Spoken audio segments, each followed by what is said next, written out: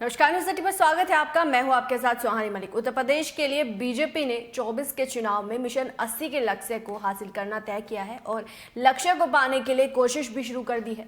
BJP हारी सीटों पर हालात बदलने के साथ ही जीती सीटों पर भी कांटे साफ करने में जुटी है। इनमें उन सीटों को खास तौर पर शामिल किया गया है जो बीजेपी 2014 या फिर 19 में भले ही जीत गए, लेकिन वहां के सियासी समीकरण पार्टी के लिए कठिन है।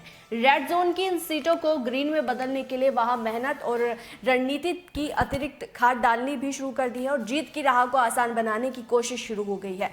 14 के लोकसभा चुनाव में बीजेपी गठबंधन ने बता दें कि 73 सीटें जीती थी और 2019 में सपा बसपा गठबंधन हुआ तो लगा कि बीजेपी को कड़ी चुनौती मिलेगी, लेकिन जातीय अंकगणित केमिस्ट्री में फेल हो गया और बीजेपी 64 सीटें जीतने में सफल रही। वहीं 2 और सीटें उसने पिछले साल हुए उपचुनाव में हासिल कर ली। इसीलिए ऐसी सीटों पर ध्यान पार्टी ने केंद्रित किया है जहां के जमीनी समीकरणों को सुधारना जरूरी है।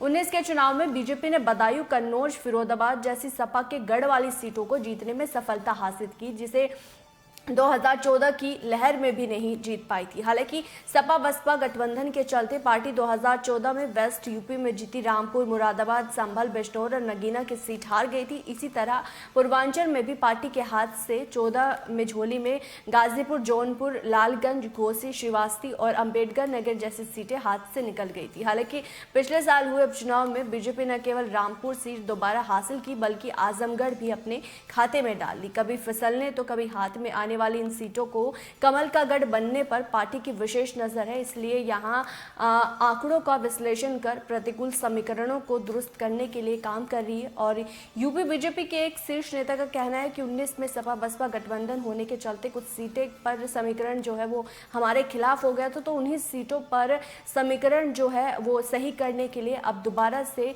उन सीटों को अपने पाले में लाने के लिए बीजेपी खूब प्रयास कर रही है और उन सीटों पर लगातार मेहनत कर रही है।